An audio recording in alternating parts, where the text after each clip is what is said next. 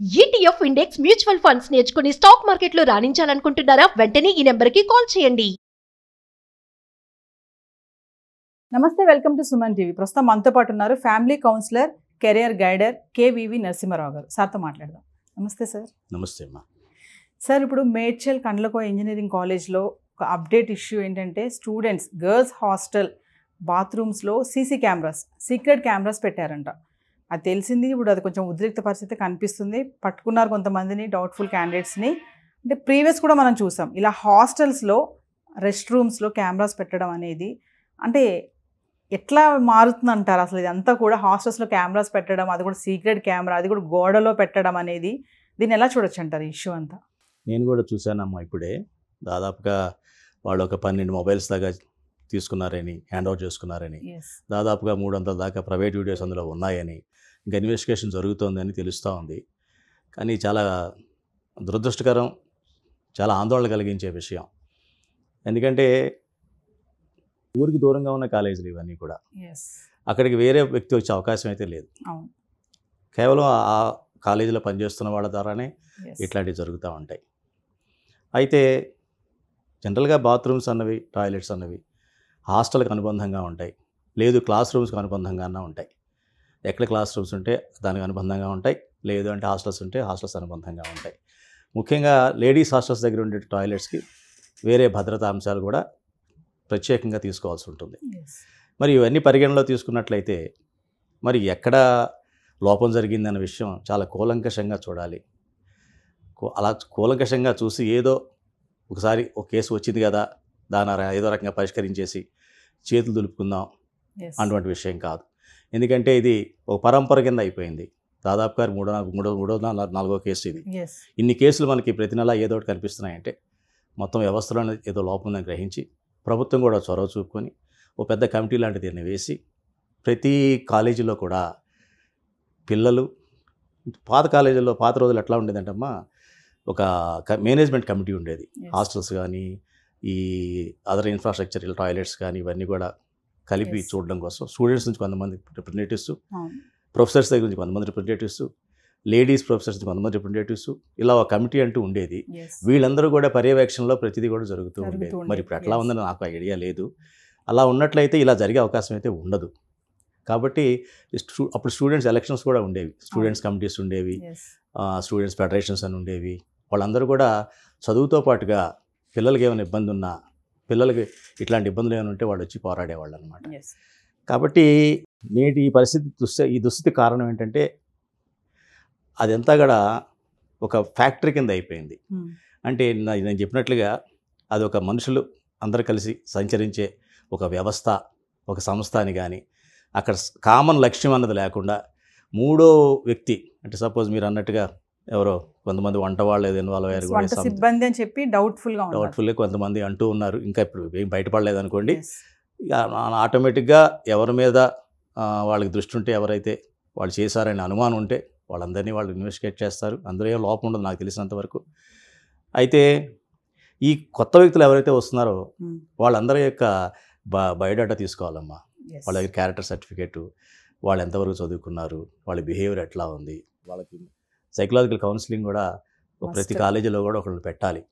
పెట్టి వాళ్ళ psychology study చేస్తూ ఉండాలి.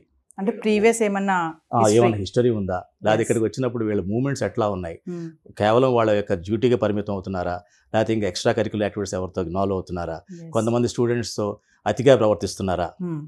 విద్యార్థుల్లాగా ఉండాలి, అక్కడ ఉన్న స్టాఫ్ లాగా ఉండాలి. ఎప్పుడో అవసరానికి వస్తే మధ్యలో ఎవరో ఒక మధ్యవర్తి ఉండాలి, సూపర్వైజర్ ఎవరో ఉండాలి, వాళ్ళకి చెప్పాలి వీళ్ళు. ఆ సూపర్వైజర్ కూడా ఎలా ఉండాలి, ఒక ఫ్యాకల్టీ చేతిలో ఉండాలి, ఒక ఫ్యాకల్టీ కంట్రోల్లో ఉండాలి. హాస్టల్ ఇన్ఛార్జ్ అనో, ఇట్లా ఇన్ఫ్రాస్ట్రక్చర్ ఇన్ఛార్జ్ అనో ఒక ప్రొఫెసర్ని పెట్టాలి. ఆ ప్రొఫెసర్కి ఒక లేడీ ప్రొఫెసర్ కూడా ఉండాలి. వీళ్ళందరికీ వాళ్ళకి ఇన్ఫార్మ్ చేస్తే వాళ్ళు వీళ్ళకి గైడెన్స్ ఇవ్వాలి, వాళ్ళకి ఆర్డర్స్ ఇవ్వాలి. కానీ డైరెక్ట్గా స్టూడెంట్స్ వెళ్ళి వాళ్ళతో మాట్లాడాలి, అవి కూడా ఇటువంటి వాటికి దారితీస్తాయి. సో మామూలుగా చూసుకుంటే ఇలాంటివన్నీ కూడా సంఘటనలు ప్రొఫెషనల్ కాలేజెస్లోనే ఎక్కువగా మనం చూస్తున్నాం.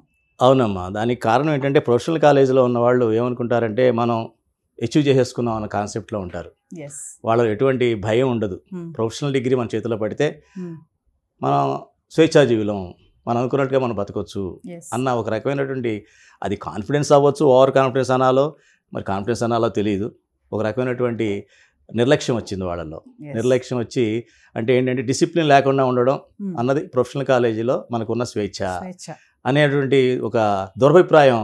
మరి ఏ రకంగా వచ్చిందో, సినిమాల వలన వచ్చిందో, సోషల్ మీడియా వలన వచ్చిందో అదైతే అర్థం కాదు, కానీ వాళ్ళ యొక్క ప్రవర్తన సరళలో మటుకు చాలా విపరీతమైన మార్పు వచ్చింది. ఆ మార్పుకి సమూహం యొక్క తోడు కూడా వచ్చిందనమాట. అంటే ఎవరన్నా ఆ వయసులో ఒకళ్ళు పని చేస్తే 10 మంది చప్పట్లు కొడితే ఆ పని ఇంకా అందరూ చేస్తూ మొదలు పెడతారు. సో అది ఏమైందంటే ప్రతి వాళ్ళు కూడా వాళ్ళు చేస్తున్నటువంటి వాళ్ళ స్వేచ్ఛాయుత వాతావరణాన్ని దుర్వినియోగం చేసుకుంటూ అందరితో కూడా అందరూ సమానమైన సభ్యులు అందరితో మాట్లాడుతూ ఉంటే ఏం జరుగుతుందంటే ఎవరో ఎక్కడో చోట ఒక క్రిమినల్ మైండ్ ఉన్నవాడు ఎవరో ఉంటారు, వాళ్ళు అడ్వాంటేజ్ తీసుకొని దీన్ని ఈ రకంగా వాళ్ళు చేస్తారు. ఇప్పుడు కాలేజ్ యాజమాన్యం కూడా దీన్ని గోప్యంగా ఉంచుతుంది అని చెప్పి అయితే టాక్ అయితే ఉంది సార్. ఇప్పటికే 12 సెల్ ఫోన్లు స్వాధీనం చేసుకున్నారు, 300 ప్రైవేట్ వీడియోలు కూడా. ప్రీవియస్ వాళ్ళని బ్లాక్మెయిల్ కూడా చేసిన సందర్భాలు ఉన్నాయంట. ఇట్లా అడిగినప్పుడు ఇలా చెప్తే అలా చేస్తాం ఇలా చేస్తాం మిమ్మల్ని అన్న అది కూడా ఉంది అని చెప్తున్నారు. అంటే ఓవరాల్గా చూసుకుంటే సార్, అంటే కాలేజ్లో చదువుకోవడానికి ఎక్కడి నుంచో వస్తూ ఉంటారు ఆడపిల్లలు. అంటే ఇక్కడ వాళ్ళు కాకుండా వలసలాగా కూడా వస్తారు కదా, ఊళ్ళలో వాళ్ళకి ఆ ఫెసిలిటీస్ లేక హైయర్ స్టడీస్ కోసం అని వచ్చి చదువుకోవడానికి వచ్చిన అమ్మాయిలకి మరి ఇలా రెస్ట్ రూమ్స్లో కూడా అలా పెట్టి అట్లా చేయడం అంటే వాళ్ళకి భద్రత లేదని చెప్పుకోవచ్చు అంటారా? అంటే ఇక్కడ 2 రకాలుగా మాట్లాడాల్సి వస్తుందమ్మా. ఇప్పుడు ఈ ప్రైవేట్ కాలేజీలనే కాదు, గవర్నమెంట్ కాలేజీలనే కాదు, ఎటువంటి విద్యా వ్యవస్థలు అయినా సరే ఈ పిల్లల్లో కూడా ఒక యూనిటీ అన్నది లోపించింది. మనకు తెలియకుండానే వాళ్ళ కొన్ని వర్గాలు ఏర్పరచుకుంటున్నారు. సాంఘికంగా కావచ్చు, లేకపోతే సామాజికంగా కావచ్చు, ఆర్థికంగా కావచ్చు, వాళ్ళు ఒక గుంపులుగా తయారవుతున్నారు. చదువు అన్నది పక్కన పెడుతున్నారు. అదర్ యాక్టివిటీస్లో వీళ్ళు ఒక హీరోయిజం ప్రూవ్ చేసుకోవడం కావచ్చు, లేదు వాళ్ళకి సంబంధించినటువంటి వాళ్ళని చెప్పేసి ఒక గ్రూప్గా తయారు చేసుకోవడం కావచ్చు. ఈ రకంగా అందులో ఎవరైనా దుర్మార్గుడు ఉన్నట్లయితే వాడికి సహాయంగా ఈ గ్రూప్ అంతా వచ్చేస్తున్నాను. అంటే ఎవరో ఒక వ్యక్తి చేస్తే తప్పు వాళ్ళు మనం పట్టుకోవచ్చు. ఇది ఒక వాళ్ళకి రక్షణ కవచంలాగా కొంతమంది ఒక వర్గం వాళ్ళ వర్గం వాళ్ళు రకరకాలుగా తయారవుతున్నారు అన్నమాట. అది మంచిగా అయితే పర్వాలా. ఒకప్పుడు కూడా ఉండేవి కాలేజీల్లో స్టూడెంట్ యూనియన్స్ ఉండేవి, ఫెడరేషన్స్ ఉండేవి, వాళ్ళు కూడా ఎన్నికలు జరిగేవి. కానీ వాళ్ళు ఇప్పుడు ఇలాగా అనైతికమైన కార్యకలాపాలు ఇప్పుడు జరిగేవి కావు. అలాంటి అనైతికమైన జరుగుతుంటే మటుకు అందరూ ఏకమైపోయి ఎవరైతే ఆ పని చేశారో వాడిని వెలివేసేవాళ్ళు. అంటే వాడు ఐడెంటిఫై చేయడంలో అందరూ కలిసిపోయేవాళ్ళు, ఎవరు చేశారు ఈ పని అని. వాడు ఒక్కడిని ఎప్పుడైతే మనం ఏకాకిం చేస్తామో ఇంకా నెక్స్ట్ ఎవరు అవి చేయడానికి సాహసించరు. ఇక్కడ ఏం జరుగుతుంది, ఒక్కళ్ళు కాదు, ఇది 4, 5, 10 మంది కలిసి చేస్తున్నట్టుగా ఇంతకుముందు జరిగిన కేసుల్లో కూడా మనకు తెలిసింది. వాళ్ళు పట్టుకునే టైంకి కూడా వాళ్ళ పేరెంట్స్ ఎవరో బాగా ఉన్నవాళ్ళని సంథింగ్ అలా ఏదో విన్నాం, పూర్తిగా మనకు విషయం తెలియదు, కానీ ఆ రకంగా ఏదో జరిగిందని కూడా మనకు కొన్ని వార్తలు మనం వినడం జరిగింది. అంటే దీన్ని బట్టి ఈరోజు విద్యాలయాలు, ముఖ్యంగా మీరు చెప్పినట్టుగా ఈ ప్రొఫెషనల్ కాలేజెస్, వాళ్ళకున్న స్వేచ్ఛాయుత వాతావరణాన్ని కొంతమంది దుర్వినియోగం చేసుకుంటా ఉంటే, కొంతమంది కేవలం చదువుకుందాము అని ఇంట్లో వాళ్ళ కష్టంతో మనం ఇక్కడికి వచ్చామనుకున్న వాళ్ళకి అటువంటి వాళ్ళు ఇక్కడ ఇరుక్కుంటున్నారమ్మా. నాకు తెలిసి అటువంటి బాధితులు కూడా వాళ్ళే అయి ఉంటారు చాలా వరకు కూడా. వాళ్ళకి ఎట్లాగో సహకారం దొరికే అవకాశం తక్కువ. ఏదో రకంగా దాన్ని అణిచివేద్దామని చూస్తారు, కానీ బయటికి రాకుండా పొక్కకుండా చూద్దామని చూస్తారే తప్ప సరైన న్యాయం జరగడం అన్నది ఇది సామాజిక న్యాయం, ఏదో ఒక వ్యక్తికని కాదు. ఇది నాకేంట్లే నాకు జరగలేదు కదా అనుకుంటే మటుకు సమాజం నిద్రపోతున్నట్టు భావించాలి. ఇంకా నిద్రపోతుందంటే బహుశా నాకు తెలిసి ఇప్పుడున్న ప్రభుత్వాలు చాలా ఎప్పుడూ ప్రభుత్వాలు యాక్టివ్గానే ఉంటాయి, ఆ వ్యవస్థ కూడా బాగానే ఉంది. ఈ సమయాన్ని, ఇటువంటి జరిగినటువంటి దుష్పరిమాణాన్ని, ఇట్లాంటి దుస్సంఘటనని వాళ్ళు ఒక అవకాశంగా తీసుకొని ఇప్పటికైనా ప్రతి కాలేజీలో కూడా స్త్రీలు, పురుషులు, విద్యార్థులు అందరూ కలిపి ఒక టీమ్గా ఫామ్ అయ్యి వీళ్ళందరూ కూడా ఇటువంటి జరగకుండా చూడాల్సిన బాధ్యత మేనేజ్మెంట్ కూడా చాలా ఖచ్చితంగా చెప్పగలగాలి. ఇటు నేను ఇంతకుముందు చెప్పాను చూసారా, కొన్ని వర్గాలుగా తయారయ్యారని, అటువంటి ప్రోత్సహించకుండా ప్రతి వాళ్ళని కూడా, ప్రతి స్టూడెంట్ని కూడా, అది తెలిసి మెంటర్స్ అని ఉంటారు ఈ కాలేజీల్లో, ఉన్నారో నాకు తెలియదు ప్రైవేట్ కాలేజీలో, కానీ ఈ బిట్స్ లాంటి వాటి చోట ప్రతి 10 మంది స్టూడెంట్స్కి ఒక మెంటర్ ఉంటారు, ప్రొఫెసర్ ఒక మెంటర్గా ఉంటాడు. అటువంటి మెంటరింగ్ వ్యవస్థ కూడా పెట్టినట్లయితే ఇటువంటి పునరావృతం కాకుండా ఉంటాయని చెప్పేసి నేనైతే భావిస్తున్నానమ్మా. సరే, ఒక్క విషయం చెప్పండి ఫైనల్గా. ఇందాక మీరు అన్నారు కదా, రిక్రూట్మెంట్ చేసుకునేటప్పుడు ఆ హాస్టల్ సిబ్బంది కానీ ఏ పనికైనా సరే వాళ్ళ బ్యాక్గ్రౌండ్ సర్చ్ చేయాలి ఖచ్చితంగా అన్నారు. అంటే వాళ్ళ మెంటాలిటీ ప్రీవియస్ ఎలా ఉంది, ఇక్కడ అమ్మాయిల హాస్టల్లో ఉండే వాళ్ళ మెంటాలిటీ కూడా సెట్ అవ్వాలి, అతిగా మాట్లాడుతున్నారు ఇవన్నీ అన్నారు. ఎన్ని హాస్టల్స్, ఎన్ని ఈ కాలేజ్ క్యాంపస్లు కానీ ఈ రిక్రూట్మెంట్ విషయంలో పిల్లలది పక్కన పెడితే ఈ పని చేసే వాళ్ళది ఇలా అన్ని చూసి పెట్టుకుంటున్నారని అంటే ఏం చెప్తారు మీరు? అంటే ఇది ఈ రోజులో నమ్మ అవుట్ సోర్సింగ్ జరుగుతోంది. అవుట్ సోర్సింగ్ అంటే సెక్యూరిటీ స్టాఫ్ ఉన్నారనుకోండి, ఒక అవుట్ సోర్స్ సెక్యూరిటీ ఏజెన్సీకి ఇచ్చేస్తారు. అట్లాగే హౌస్ కీపింగ్ యాక్టివిటీస్ అన్ని కూడా ఒక ఏజెన్సీకి, బయట ఏజెన్సీ వాళ్ళు ఆక్షన్ వేసుకొని వాళ్ళకి ఏదో వాళ్ళ దాంట్లో ఎవరు కోట్ చేస్తే వాళ్ళకి ఇవ్వడం జరుగుతుంది. అవన్నీ వీళ్ళు మేనేజ్మెంట్ తలనొప్పులు తీసుకోలేరు కాబట్టి వాళ్ళు ఒక ఏజెన్సీకి ఇవ్వడం జరుగుతుంది. సో అటువంటి ఏజెన్సీలు ఎవరైతే ఇట్లా వస్తున్నారో వాళ్ళని బ్లాక్ లిస్ట్ చేయడం, ఆ ఏజెన్సీకే మచ్చ వచ్చేలా చేసినట్లయితే వాళ్ళే ఫిల్టర్ చేసి జాగ్రత్తగా వాళ్ళని ఇక్కడికి పంపించడం జరుగుతుంది. ముఖ్యంగా ఇక్కడ ఏంటంటే over social movement of among the children and the students and the staff అది జరగకూడదు. అది కేవలం విద్యార్థులు వాళ్ళ ప్రొఫెసర్స్తోనే వాళ్ళు చదువు విషయంలో ఇదిగా ఉండాలి తప్ప అందరితోనూ కూడా ఇదిగా ఉంటే ఏం జరుగుతుందంటే ఎవరు క్రిమినల్ మైండో మనం చెప్పలేము. నువ్వు శాశ్వతంగా నీ యొక్క జీవితం, కెరియర్ డిసైడ్ చేసుకుని ఇక్కడికి వచ్చావు. అక్కడ టెంపరీగా ఉద్యోగం చేసుకోవడానికి వచ్చారు వాళ్ళు. ఈ ఉద్యోగం వాడు ఇంకో దానికి పోతాడు, ఇక్కడ ఏదో క్రైమ్ చేసి వాడు వెళ్ళిపోతాడు, ఎక్కడ నుంచి తప్పించుకుని వెళ్ళిపోతాడు. సో ఇవన్నీ చాలా జాగ్రత్తగా చూడాల్సిన అంశాలమ్మా. ఏదైనా అందరిది బాధ్యత ఉంది ఇందులో, విద్యార్థులది ఉంది. నాకెందుకులే, నాది కాదులే అని చెప్పేసి కొంతమంది ఎవరైతే ఆ 4 ఇన్వాల్వ్ అయి ఉన్నారో 4 కూడా ఎక్స్పోజ్ చేయాలి. ఎక్స్పోజ్ చేయట్లేదు, మరి ఎందుకన్నా తెలియదు.